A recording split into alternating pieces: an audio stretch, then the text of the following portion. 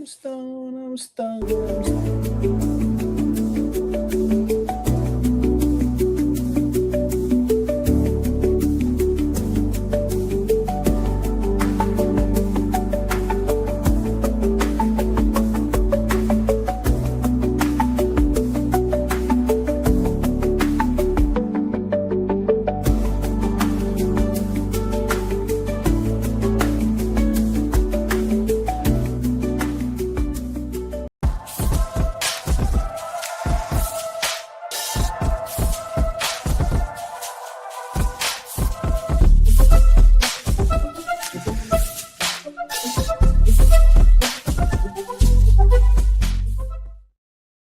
And welcome to the Plug Talk Sports live show. Welcome to the month of March. I can't believe we are in March already. I feel like the beginning of this year is flying by. But this is episode 218. Danny Torres alongside Janka Don't Stop. I see you got you're a Hard Rock. You're prepared for the World Cup. You got Hard Rock Stadium in the background. Is that when you went to Club World Cup?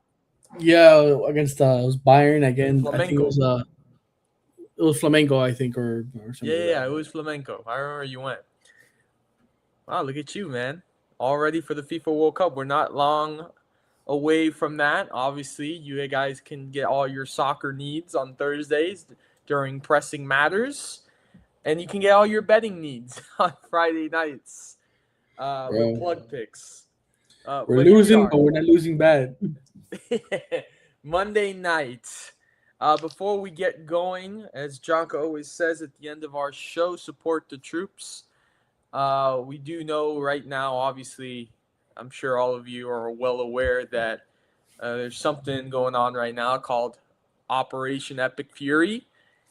And we just want to, put our servicemen and women in our thoughts and prayers during this time. We know that we have confirmed 6 have perished. So we want to pray for their families as well as their bodies are returned back here to the United States. But, just thinking about them and their families. Jonka, let's talk about the week. How's your week going so far? I mean, from last Monday to this Monday. It was pretty good. Not too bad. A lot of work has been picking up since I started opening up at night. So that's a good thing for me. MLS started, so I'm glad for that. Inter Miami didn't start off the year in a great fashion against LAFC, but that's okay. They made it up yesterday in a great comeback. Shout out to them. Besides that, it was a pretty good week. Nah, I'm not gonna lie. It wasn't. I can't really complain too much. Man, I'm just happy that the month of February is over. Even though it was short in terms of days, there's 28 days, but for me, it felt like an eternity. I think, usually January feels like the longest month of the year. February. But this month of February for me absolutely killed me. I mean, I had 11 games in 1 week at one point. I was absolutely cooked with a capital C. And I also think maybe January felt a little bit shorter for me because I got back from Australia like probably the 10th of January. So I kind of feel like, I spent the beginning days of January away from home. That also didn't start well. I got COVID. You guys know that. I was away from the show at least a week. But yeah, I'm so happy. February's done. March, still busy, but a little less than what February was, and I get to at least relax just a bit. There is 3 months, March, April, and May. There's 3 months left into my seasons, and then we get to enjoy some nice off season, man, and I'm looking forward to that. Got some cool things planned in the off season. So if you guys follow me on my personal account away from Plug Talk Sports, you guys are going to see some really cool stuff that I'll be up to in the off season. So let's get into some business. The first thing we're going to talk about tonight is that the MLB has a challenge system for the batters I think the first time I saw it was Aaron Judge in spring training. Didn't like a call. It was a strike three call, and he reviewed it, challenged it, lost his challenge, and was confirmed a strikeout. But Jonka, Yeah. I don't know. I want to know the specifics to this because I feel like this is going to slow down the game a whole lot more. Um, I mean, you got the it pitch doesn't clock, I get it, but it doesn't really slow it down. Really, not too much because it's basically like because the calls are automatic. They challenge. It's like a 15-second thing. You go, you verify it. Tells you right on the screen. Okay, it's a ball. Okay, it's a ball. If it's a strike, it's a strike. Okay, we move on. That's it. It's not like in football, basketball, VAR in soccer, yeah, NHL. but here's the thing: in soccer, it's almost automatic too. So what takes it so long? I don't know what they're doing in soccer, buddy. But I just know this is like wait, this is what okay, hold on. This is what ticks me off about this. Why did it take so long? Because it was in the minor leagues. They just I think last year they did it in spring training, They're and probably testing it out there. now it's officially in the MLB. I have been wanting this for a while because I've been seeing a lot of umpires with like huge egos when managers go up to them and they complain about these atrocious bogus calls that even like the pitchers, the batters, and the catchers are all on the same page, but the umpire is on a completely opposite side. And I think now all of the umpires that are on the Eagle track, on Eagle Ride, I don't know what it is. Now they're being called on their BS. And I've been watching a lot of baseball lately. I'm not even kidding you. It's bad calls, Daniel. I'm not even kidding you. Some calls are just like blatantly strike, and they're calling ball, and they go and challenge it, and it's making them look like dumb A's. I'm not gonna say it but yeah, it's usually the 15 seconds they call it. Okay, we move on with the game. It's basically so it's pretty quick. Like it's not like it's gonna. You would have to do it like like maybe 10 times, and maybe it would get to like 3 minutes. But that's it. It's like what's an extra minute and a half in a 4-hour game? Listen, I feel like they should implement a system where you don't need to challenge it. It automatically checks whether it's a ball or a strike. That's what I've been asking for. If you already have the technology that tells you if it's a strike or a ball, just use the umpires in the cases where if the batter is out or safe at a home play or first or second or third. That's all you need. That's literally all you need. I don't know how many times when you watch a baseball game on TV that they already have the strike zone, the box on screen for you. And when the ball is thrown and it goes to the strike zone, it tells you where the ball is. Listen, why is this being implemented now? And you know why I'm so like not excited for this is because in the NCAA, obviously for you, I commentate in the NCAA at a university. You could challenge, depending if for baseball they decided they didn't want to have review, so we don't have it. But for softball, we have it. You have 3 challenges, but the thing is, if you win your challenges, you keep them. Yeah. Which is super annoying. I'm going to tell you why. Because, look, I don't want to shout out anybody. I'm not trying to be disrespectful, but this particular person makes the game a lot longer than it should be because I feel like almost every other play or almost every inning, I want to challenge. And there was one particular last weekend that I'm like, Brother, what are you challenging? Our outfielder caught the ball, right? Mm-hmm. She hit the wall.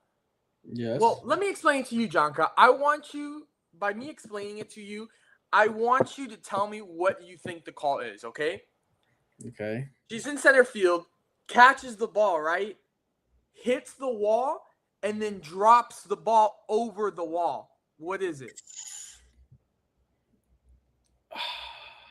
I would call that a double. By rule, it's not. I mean, no. Did they call it a home run? Because By rule, even in major leagues, by rule, that is a home run because she dropped the ball over the wall. But here's the thing. This man challenged it. okay. And I'm like, what are you challenging? We all saw her drop the ball over the wall. What are you challenging? And I think at this point, the home plate umpire was so fed up with the challenges that he said, we're not going to do it. We're not reviewing it. I mean, it was obvious. Just she dropped it over the wall. Like, what are you possibly challenging? But this challenge system is separate from those challenges where you get it off like on first base. Did the guy make it in time? Did the ball hit the back of the glove before he stepped on base? You know those situations. This is completely separate. This is just basically strike zone. If it's a only the Yeah, catcher, this is that. pitcher, and the catcher, pitcher, and the batter are the only ones allowed Yeah. to call challenge. And I just think, I mean, honestly, this could in a way benefit the umpires, not by making them look bad, but it's like, okay, what is it from what I saw? Well, it could look. Some of them look bad, bro. From what I'm seeing, and then from what actually happened, maybe okay, maybe I can adjust what like maybe it's a little bit more training. Just like everybody, football players, baseball players, every athletes watch film to improve. I think umpires should just look at it and say, okay, I thought that was a ball, ended up being a strike. Okay, maybe I can adjust a little bit. Maybe be a better umpire than I am. You know, not making myself look like a dumbass every series. So maybe that I feel like that's the only reason. Like, okay, just put this into perspective. Let's say your team, right, the Dodgers. Otani walks up. Let's say with no challenge system at this point. Yeah. Walks up. 3 straight terrible strike calls. You could not challenge it. He gets out, and all of a sudden, a batter not as good as Otani comes up, and that's it. That ends the game, and you lost. But if you had the challenge system where you can challenge the umpire's call on the pitch, Otani could stay as a batter longer and potentially get you a single, double, home run, whatever it is. I feel like it's like preventing what could have been. I feel like that's what MLB is trying to include, because if you have a situation where you're striking out or you're getting rid of the star players that makes the money for the league because you're making terrible calls as an umpire, it affects the game. It affects the game in a certain way. I want them to just figure out another way to do it because I just don't like. I agree. It's gonna take time. Whether you say it's quick or not, like it's gonna take time away from the game. I mean, it does take time, but it's like the time isn't really as significant. Because now imagine you get like maybe 2 or 3 straight. You know how these players are. They're super anal about the strike zone. So you're gonna challenge. If I'm correct, I think it's if you challenge two of them and you get 2 already incorrect, you lose the ability to challenge for the rest of the game. So you have to be like wary of when you use the challenge, because it could cost you at the end of the game. Where if you're in a close situation and you need to make a call and you already lost 2 challenges, then it does cost you. So there is some sort of like consequences of using it, and if you use it irresponsibly, it could cost you the game. I also think the MLB is trying to do this because in the last several years they've taken a hit on viewership of people actually caring for the game But I will say that right now they maybe have a better product than the NBA. I'm not gonna argue with that take. Ain't no way I'm gonna argue with that. The NBA right now is going down, bro. It's bad. I can't, and this is off topic, but I can't remember. I mean, I remember like Tuesday, Wednesday night. I'm like, oh, dude, I'm hopping on the TNT to watch this West Coast matchup, Lakers and Clippers, or something like that, Lakers and Warriors, because it was exciting. Now it's like, dude, I can't remember. I mean, I keep up with the Heat, obviously, and I check scores, but like, I can't remember out of my own will wanting to sit down to watch an NBA game just because Yep. it's been I would say it's almost been 2 years since I've done that. Yeah, like the desire to like get up and get ready for the game. Like no matter what if it's a Heat game or your favorite team or a specific matchup of two good teams on whatever, there's not that want anymore. The desire, yeah. And I think on one of the reasons out of a lot of reasons is that when it comes from college, that a lot of these players forget the number one picks; those are anomalies. But the majority of besides from the pick two and the rest, these kids are literally one and done years. They're not developing. There's no storylines. They're not developing, so we're not getting good products. And then that's what we're seeing. We're seeing one out of every like 100 players end up being good, and then the rest are just like complete average. And then you gotta hope you develop them into something. And then that's what we see that we're a lot of bad teams or a lot of mid teams, and then maybe 5 to 7 good teams that just take over the damn league. And then that's what you get. And then there's like, of course, everybody's gonna be tanking. Everybody's gonna tank because you want to get the first overall pick. I mean, I can't lie. I don't think since maybe 2008, 2009 that there's been a fun and good draft class. I mean, look, Yeah, I know that you love your boy Zion, but I mean, I think he's been a tremendous flop. yeah, his injuries have been bad. And then Jaw, he's been exciting, but the whole situation with the strip club and the guns and all and the Instagram live stuff and his attitude has been terrible. A lot of I'm telling you, bro, a lot of these kids need to stay in university at least 2 years, 3 years minimum, just like in football. Let them develop, let them become, an actual adult. Let them mature a little bit. They're just coming out of high school. They play 1 year in college, and then all of a sudden they're an NBA professional. I mean, I probably the draft classes that I will probably take more interest in the next couple of years is probably Cameron and Caden Boozer. Oh no, that's one. This is 1 year. They're one and done. I'm pretty sure one and done. Yeah, that draft class is probably the one I'll care more about. Like this year, probably AJ whatever you call him, AJ DeBonsa, Cam, Boozer, his brother, and then maybe one more. That dude, Darren Peterson from Kansas. But he's already given up. He says, "Oh, just play me in the playoffs, and then we'll see what happens." You think an organization drafts both of them and keep them together, the brothers? I doubt it.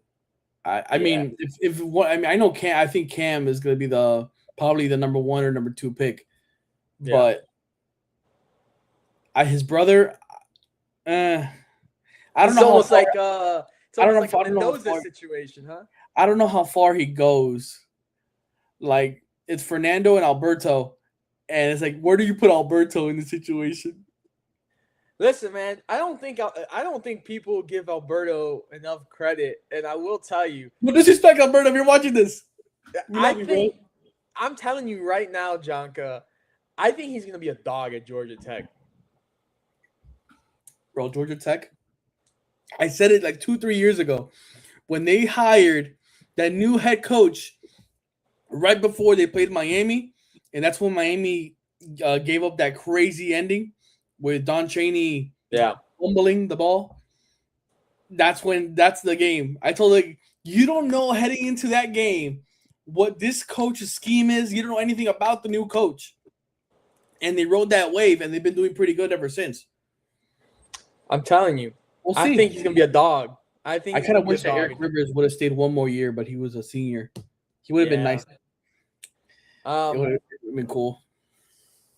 I know we get off topic, but your final verdict, I think we're on the same page. I think we both would like something maybe a little bit different than what they've just put in place for the challenge system. I'm like, I don't mind that at least they're trying to fix it. Yeah. But I feel like this isn't going to be the final product of what they're trying to do. I feel like they just keep the umpires just for outs and ins and all that stuff. But when it comes to strikes and balls, just let the technology do it, bro. They do it instantly, and there's no flaw. It can just tell you where the ball is in that instant. If it's off by an inch, centimeter, micrometer, that's it. Done. We see it in tennis, right? I'm serious. Like every other, all this technology, and you guys bring up all these leagues and associations bring up technology, and they don't use it. In the NFL, they said, "Oh, we're bringing out this goal technology. Now we can know where the ball is in a pile of guys." They never use it. They never use it. You know what makes me laugh is that for so long, soccer fans wanted the technology, right? They get the technology, and now they're complaining that there's too much technology because you'll see offside calls because like his elbow was like a little bit over the line, and people get frustrated. They're like, "Oh, they're counting his elbow was like 2 centimeters over off the line." To me, that rule, the offside rule, I mean, it should be revised a little bit. Not elbow, fingernail, the front of the toe is just over the offside line. There should be some sort of leeway. Well, that's the thing. The technology is capturing every little thing. The technology is capturing it. Like maybe like a body width or half a body width or something, like something where it is advantageous. But bro, fingernail, toenail. It's Junk. I'm sure you have seen it, right? They zoom out terrible, and they bring in the line, right? And then you're like, bro, I don't see anything. And then they zoom in, and then all you see is this. Bro. His hand. Bro, that right there triggers me, bro. When it's like, oh, it's a goal, but he was offside by a finger. I'm sorry, no, that just ruins the game there, bro. That just ruins it. But yeah. Okay. So we're kind of on the same page of what MLB should do with the challenges. So let's see how it goes. I think that our opinion might change how it progresses this season. Yeah, I'm gonna be a locked on MLB this year. I think this is gonna be interesting. Well, now, yeah, it will be because obviously the Dodgers are gonna try to go for 3 in a row. Obviously, we added more additions to our team. I want to see who's gonna rise up and be the competitor. I don't know. I mean, will it be the Yankees? Did they have Mets, an off year and they came back?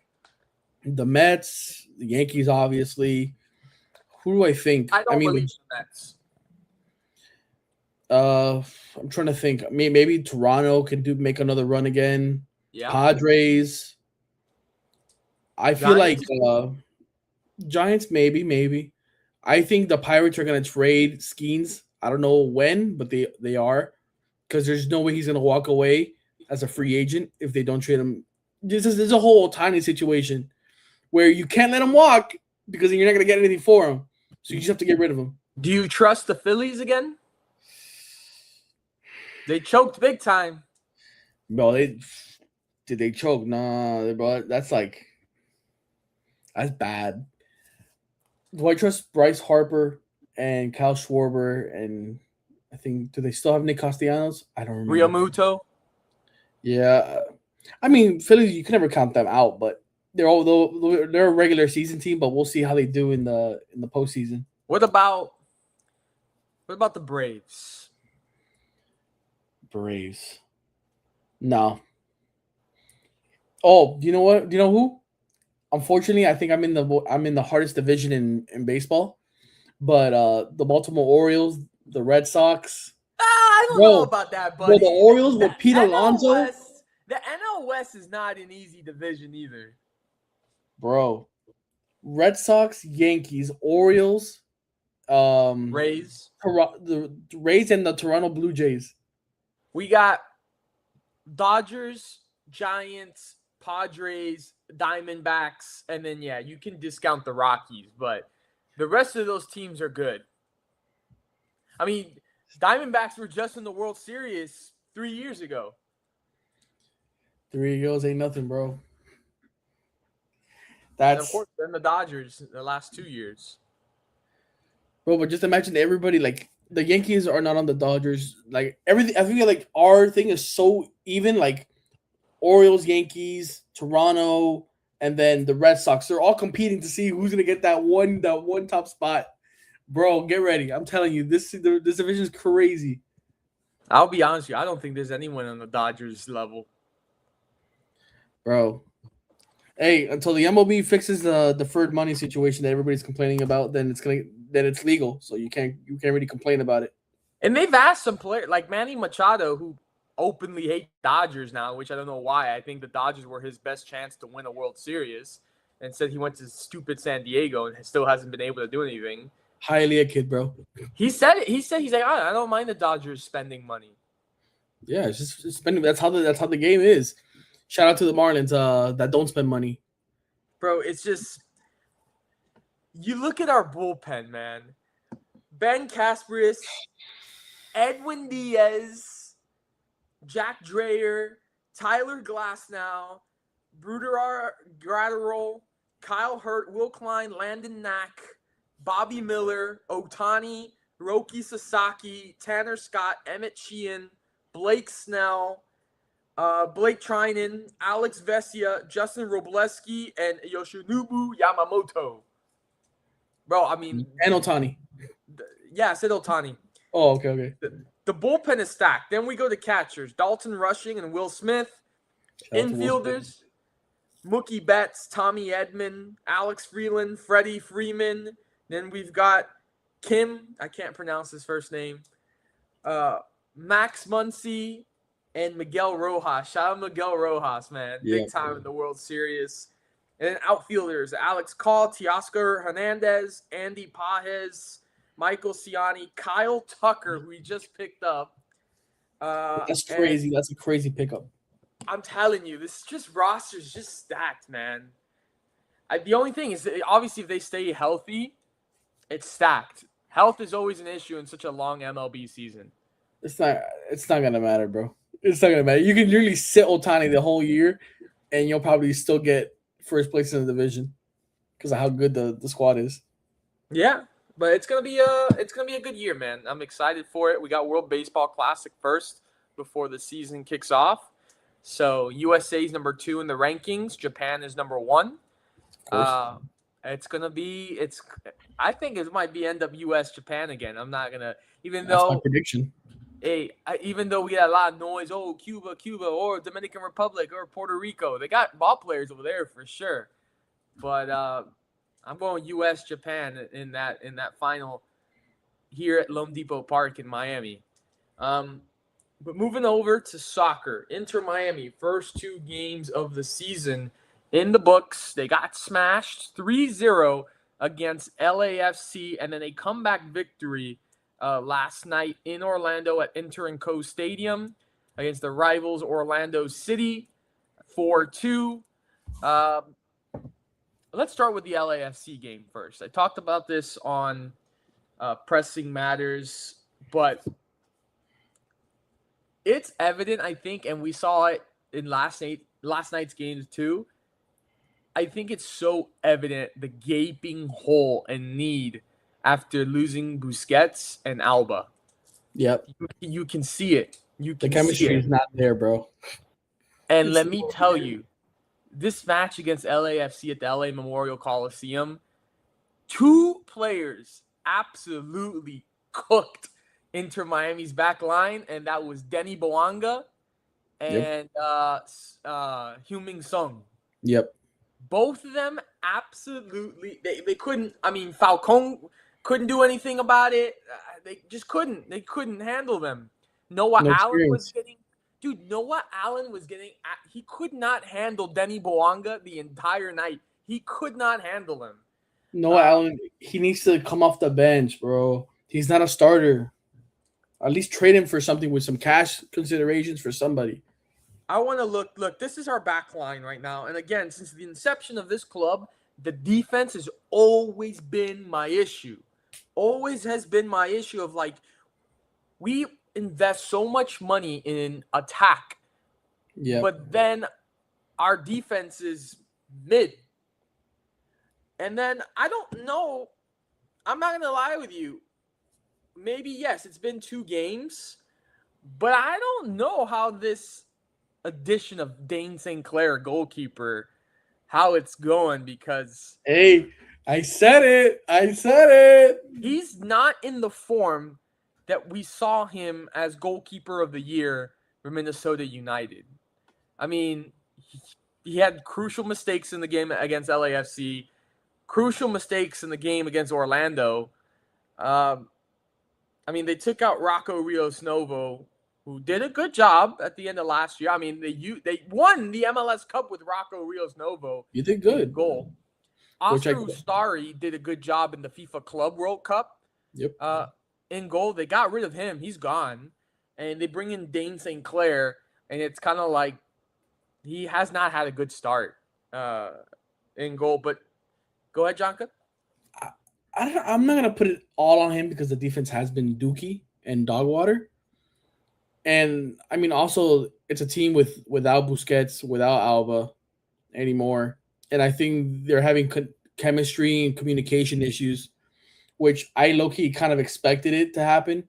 I think we're going to see a team who can score, but it's going to start games very, very slow. And they're going to start building up, like maybe in the second half, like they always do, and let Messi warm up after a while. But it's usually how it goes. I look at this roster, and I don't know, man. Like it doesn't look strong to me. Look at the defense. In defense, you've got Gonzalo Lujan, Sergio Reguilon. Okay, he's a player, but he got injured in preseason, so that's why he's not playing at the moment. Facundo Muda, Mikael, who they just got, he's a Brazilian, Ian Frey, Tyler Hall, Noah Allen, Maxi Falcon, Israel Boatwright, and that's their defense. I mean, am I tripping, or is Allende or Redondo? Redondo's gone. Yeah, Redondo's gone. So Allende, is he even starting? He started this match against Orlando, did not start against LAFC, which is, bro. Jonka, you took my next point because Mascherano, dude, Allende, when you bench Suarez and put Allende in the game towards the end of last season, that is literally why you won MLS Cup. Literally, the sole reason was Allende. I don't know what's going on. Maybe they're just trying to test out different lineups, different formations with different players and see what works best with this new roster.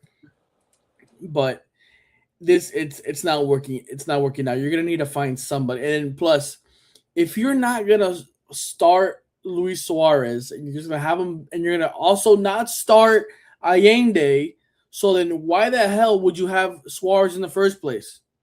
Well, he missed the game against Orlando because he picked up an injury after the first game of the season. Of course he did.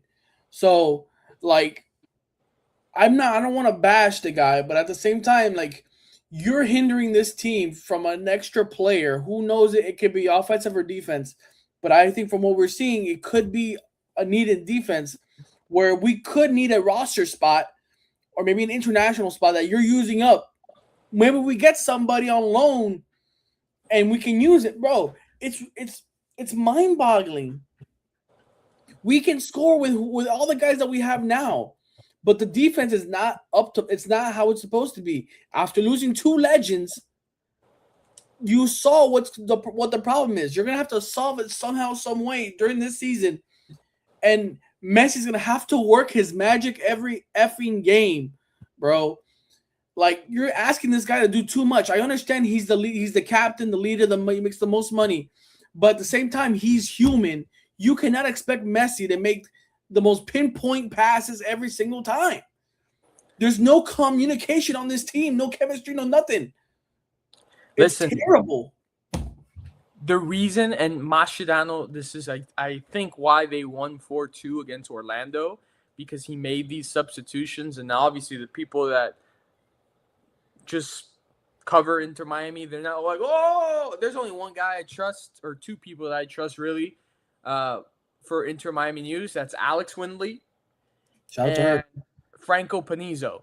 Those two right there are who I trust for Inter Miami news. The others I consider like mouthpieces for the club and never say anything objective or negative or any criticism when criticism's due. But yeah. I think that the reason why they won MLS Cup was this front trio of Silvetti, Messi, and Allende. I said this in Pressing Matters last week. Bro, Silvetti, bro. Why did they wait so long to put this guy in the game? Oh, my God. I'm telling you, it's mind-boggling, bro. My blood pressure goes up just listening to this idiot, bro. Let me ask you a question. Do you actually think that Mascherano's a good coach? I'm not gonna disrespect him on live air, but I am gonna say this. It just feels like sometimes he's winging it. He's like, fake it till you make it. I agree. Because some of these decisions are very questionable. And I look at things, I'm like, maybe if we, instead of just, using Mascherano as just like, as a head coach or a manager, why not just ask Messi, the guy that's probably has more IQ than the entire damn organization in the sport, to just like, hey, I need this, this, and this. You know what? This formation isn't working. Let's use this instead. Well, hold on. I don't know how I feel about that, because just because you're a great player doesn't mean that you're going to be a great person to build a team. And we see this in LeBron. LeBron goes to every single team and tries to build it and give advice to the front office of what he needs.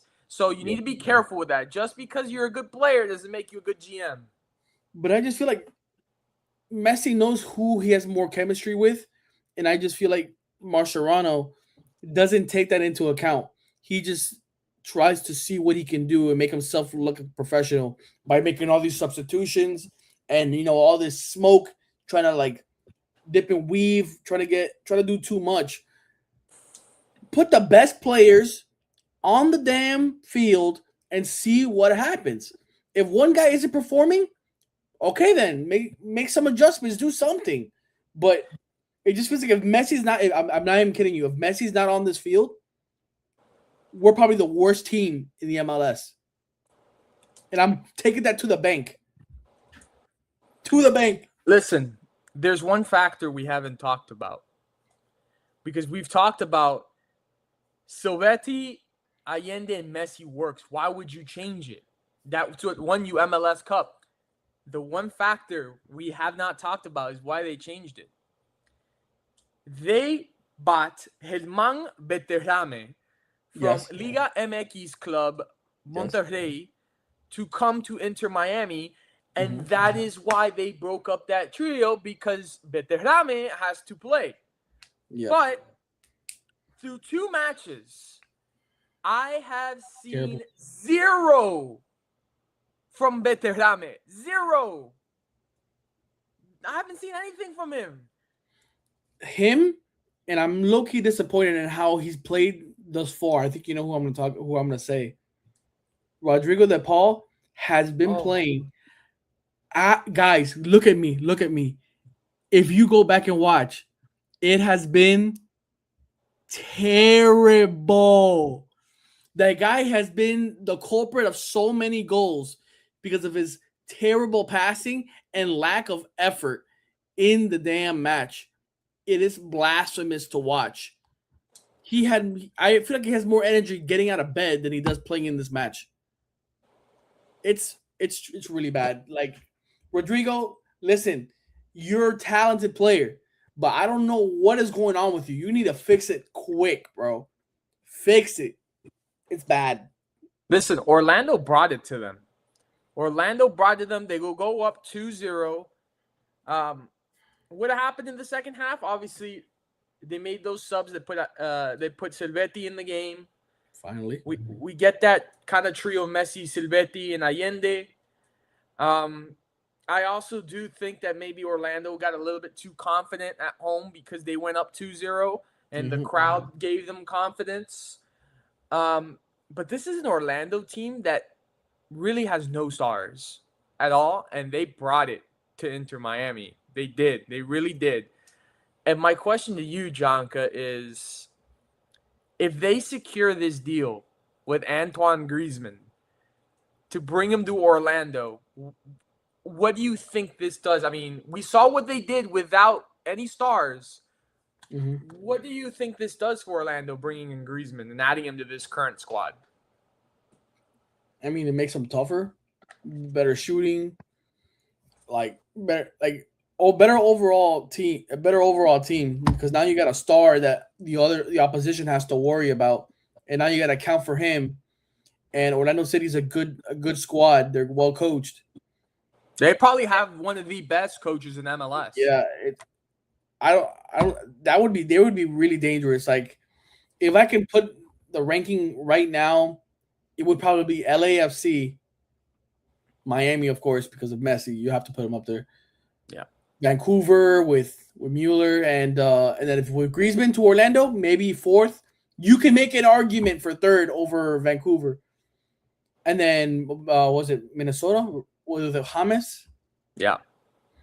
Don't forget about Timo Werner in San Jose. Yeah, Timo Werner. Shout out to him, bro. Legend.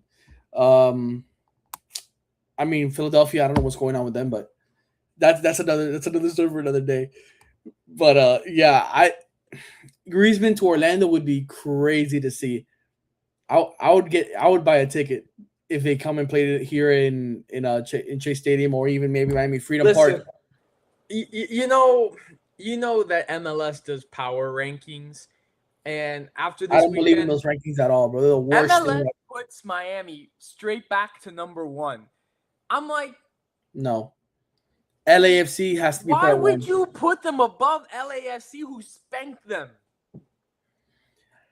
Some people are just either they're just glazers, bro. They're just glazers. What did LAFC like lose to a really bad team or something that I don't know? I'm looking up right now, bro.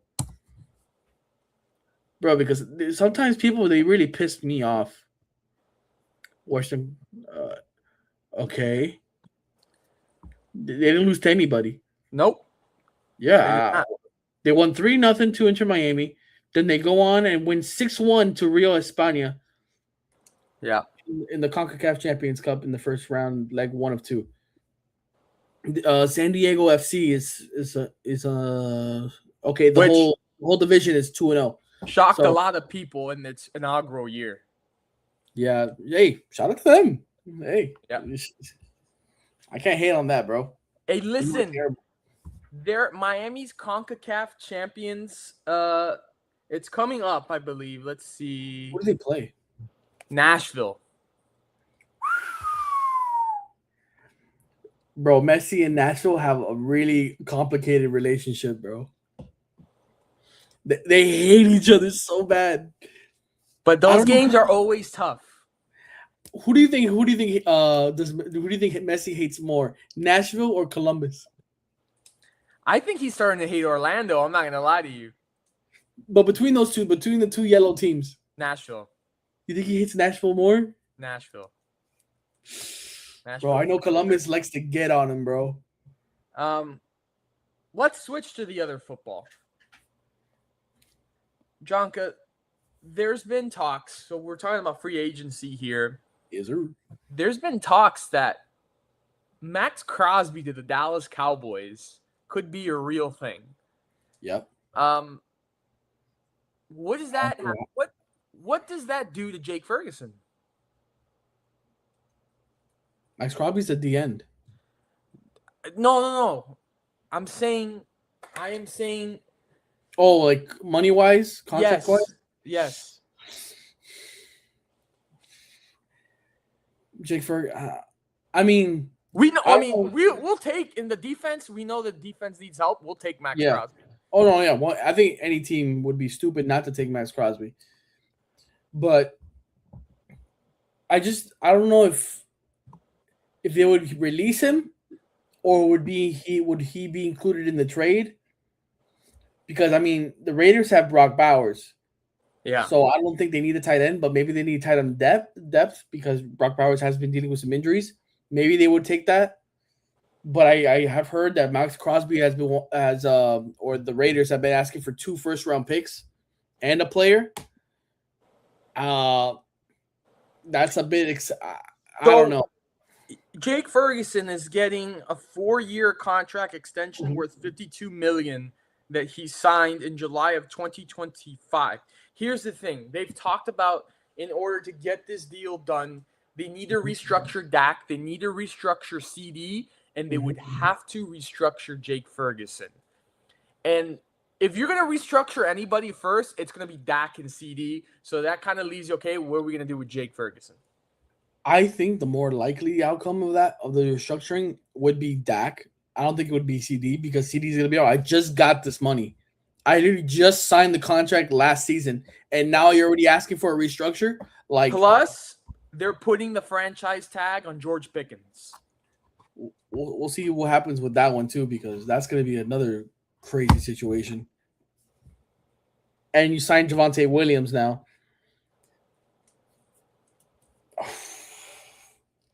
I don't know if Jerry Jones would give up 2 first-round picks and Jake Ferguson for Max Crosby. As good as Max Crosby is, which is good, it would be a lot. Apparently, Dallas in the last several years really hasn't been a team that has partaken in off-season or free agency. They just Yep. really take the draft seriously, and Hmm. they usually draft pretty well. But this year they say it's different. This year they're really going to be hungry into the free agency.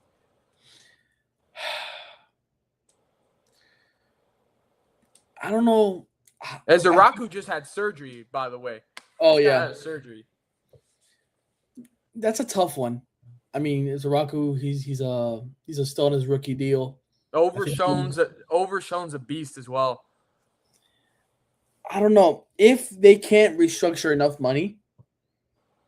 I don't see how. I mean, they would have to be making some trades to make it happen, to make somehow the money work. But I don't think. I don't know who would you give up? Like, you're not gonna give up. You can't see CD Pickens, Dak, Javante's already signed. I know they'll play maybe with Kenny Clark, who they got in that trade from Micah. Maybe, yeah. But he was solid, bro. He helped you on the run stopping. You can't just go back on what you were complaining about the season before that Micah trade. Is like, we can't stop the run again, bro. That's gonna be a whole 17 weeks of just complaining from you because like, bro, we can't stop. We got rid of Kenny Clark for this BS. When we got Kenny Clark, because we were having the issue when we got rid of Micah, bringing Kenny Clark. Mm-hmm. Oh man, he just closed gaping holes, man, that we needed help on. Like sometimes, yeah, getting to the quarterback is nice, but when your D line can't stop the run, you can't really blame it on the defensive end. It's like, bro, they're running. I can't do anything. They're running away from me. They're really running the opposite way of where I'm lined up. Like, what am I supposed to do? And I'm still in favor of that Micah trade. I still agree with it. I don't think Max Crosby to the Dallas Cowboys. It could happen if they're willing to give up the draft capital, but I think it's going to be too much to give up. And I think the Cowboys have other needs to fill. Yeah, I don't think that free agency is going to be able to help them out. They're going to have to rely on the draft again. I think, and again, I trust them in the draft. I think that they draft really well, and I think this is going to be a really defensive focused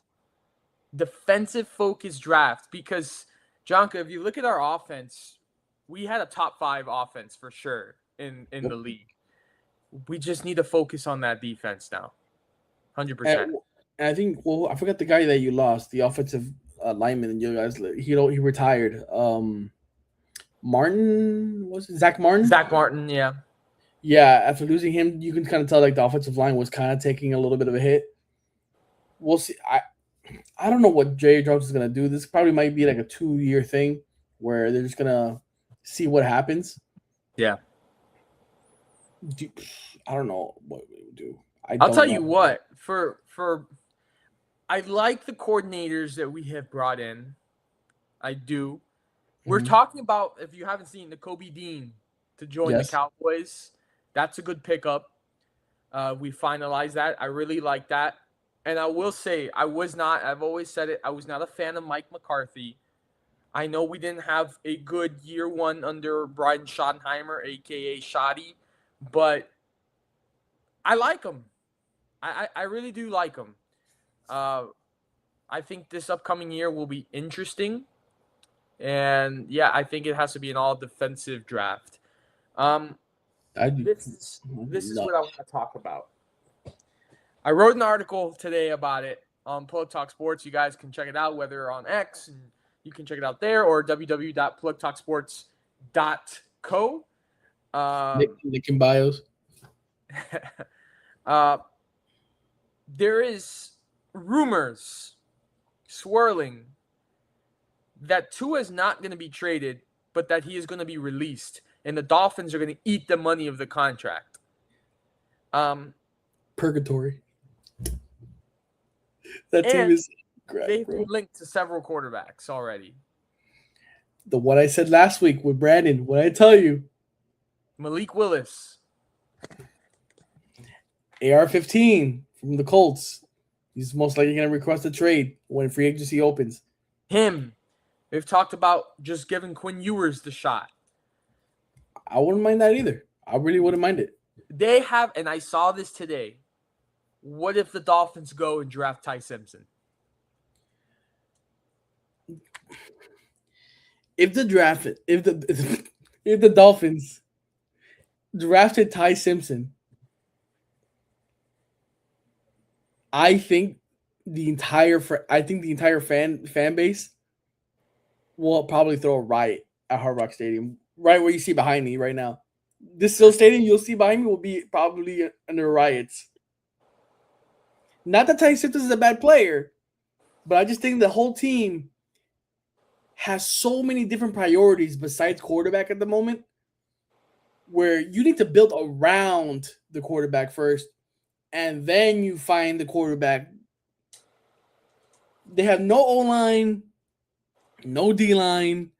The DBs suck. You got no receivers.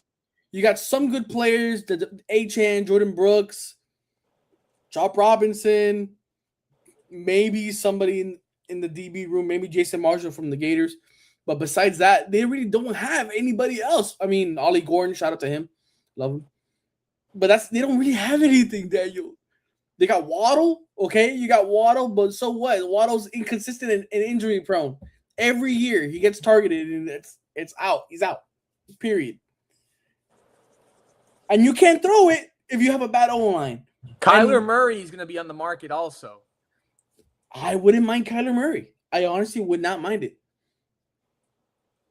Honestly, if it were me, I would call the Cardinals and say, hey, would you trade for Tua and maybe somebody a running back?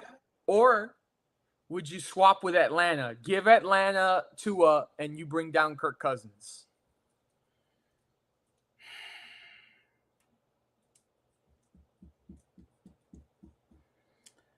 I wouldn't mind it. I wouldn't trade Tua. I mean, trading Tua would be really nice for the Dolphins to get rid of that money. That contract. You would need a bad team to pick up that money. The thing, it's been talked about with Atlanta. It's been talked about, but the thing is, it doesn't make sense to me because why would Atlanta want to pick up? Yes, they want to get rid of Kirk, but why would they pick up Tua's contract? Michael Penix is bad too. He hasn't been consistent. But I'd rather have Michael Penix than Tua. But man, It's tough. It's tough for Atlanta right now. I mean, Atlanta, the all line is not that bad. They got decent receivers. Maybe Tua just needs that new team that maybe he can start fresh with, maybe a Sam Darnold situation. But I'm not gonna lie to you. I could see Kyler Murray in a Falcons uniform. quiet because of the red. He's already wearing red. That's why he looks good. I just see it. I honestly look. I can see Kyler Murray in a Dolphins uniform. I could see that too. You send Tua to the Cardinals for Kyler Murray, and as a bonus for taking on that contract, the Dolphins throw in Ollie Gordon, the running back. James Conner's been injured. Trey Benson's been injured. You throw in Ollie Gordon. I just clicked in my head. They released Liam Eichenberg today. Yeah. Mm-hmm. Buddy, I'm telling you right now, this team has a lot of problems. Do whatever you can. Like, Ollie Gordon hardly gets any touches. Send them to a team in a package with Tua and maybe one other player and see what you can get.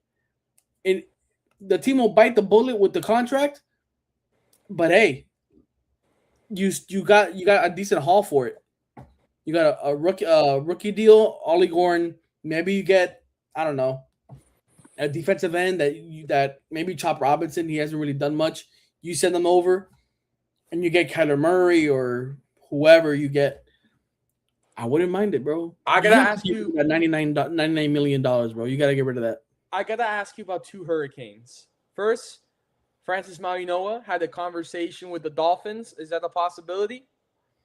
I think so. Let me check. What's the draft board? Because I mean, I'm up to my ears, bro. I mean, he's gonna be. I feel like he's gonna be one of the first ones off the board. He's projected to go top 10. But let me see the draft cast. Dolphins are at. Fernando Mendoza is going number 1. That's a lock. Don't even out the window. Jets, I think they're going to take Arvell Reese or David Bailey. Cardinals, they could go Jeremiah Love, or they could go Spencer Fano, or maybe the top player on the board, and maybe they can try to get another offensive line, which is, I think, their problem. Tennessee, I can see them getting a receiver. I can see them getting Rimbane, possibly. Giants, probably Cardinal Tater, Caleb Downs. Browns, maybe Ty Simpson, who knows? Okay, Saints, Dolphins. Maui Noah to fall that far. I mean, it's possible if the teams that think that they can get another offensive lineman down the road, then yes, they rather just take another position that they need that's more urgent. I can see it happening, but I mean, you're talking about an offensive lineman that's being compared to Penei Sewell, who also Alex Mirabal and Mario Cristobal brought up, and he's How one of the shocking! How shocking would it be? The Raiders are a team that need an offensive line if they draft Francis first overall. No, that would be the most shocking thing. That would break the internet, Daniel. You don't understand. That would break the internet. What would you say if that happened? If Maui Noah goes number 1 to the Raiders,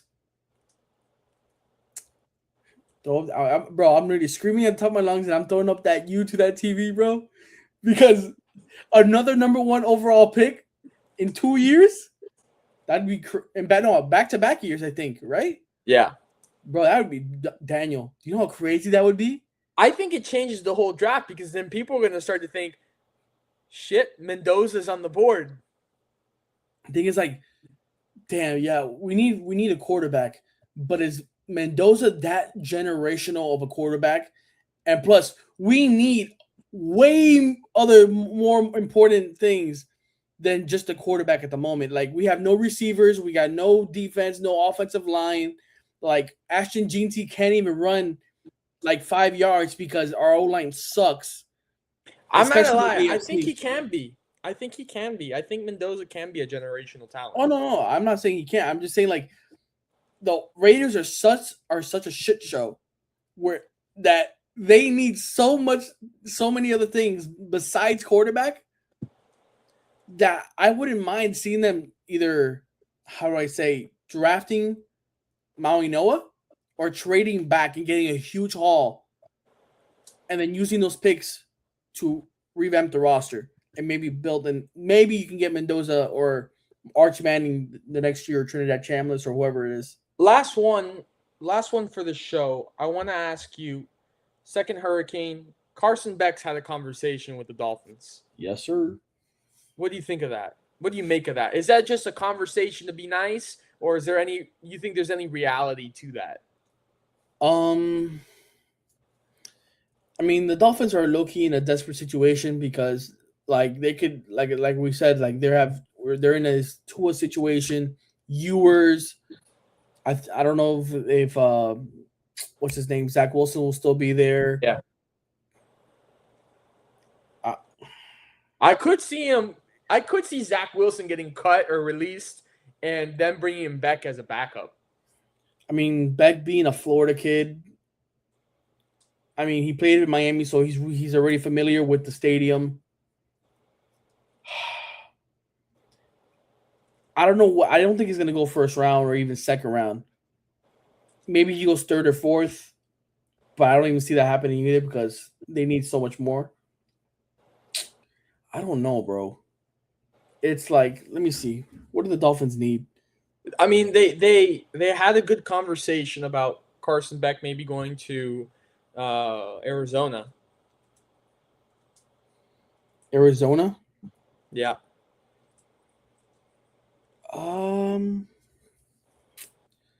Carson Beck to Arizona. I don't mind it. You got a Carson Palmer, Carson Beck situation. I don't mind it. Could see him in Atlanta. I could see him on the Jets. I really could see him on the Jets. Atlanta, Carson, Atlanta, back in Georgia. That would be that's some storyline stuff right there, Daniel. You don't understand. That's another like good topic. Damn. I don't know. That's a Carson Beck to the Dolphins. It could happen, but I don't know if for that, if you're just gonna do that, then yeah, then just get rid of Tua and just take the hit, because if you're just gonna have a rookie on a rookie contract in Ewers and then you have Carson Beck, which let's say you have Ewers for like another year or two, right? Doesn't work out. You got Carson Beck, who's had no NFL experience besides being a bench warmer. He comes in, there's no way he's gonna ask for starter money, so you'll be cheap. Maybe by then, the whole contract is done. I wouldn't mind it, actually. I mean, it would be cool. Not gonna lie. I mean, seeing Carson Beck back at Hard Rock Stadium playing football, not on Saturdays but on Sundays. But So it's a possibility. I will say that. That's what I'm gonna say.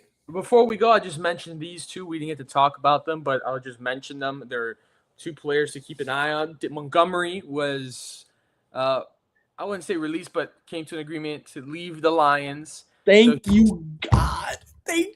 He's free, and we need to continue to monitor A.J. Brown and the Philadelphia Eagles. That will be a situation to watch for sure. But Daniel knows. It's lurking. That's going to bring us to the end of our show tonight. We hope that you guys enjoyed episode 218. We hope you guys have a fantastic first week of March, and we'll see you next Monday for a brand new episode. Have a great night.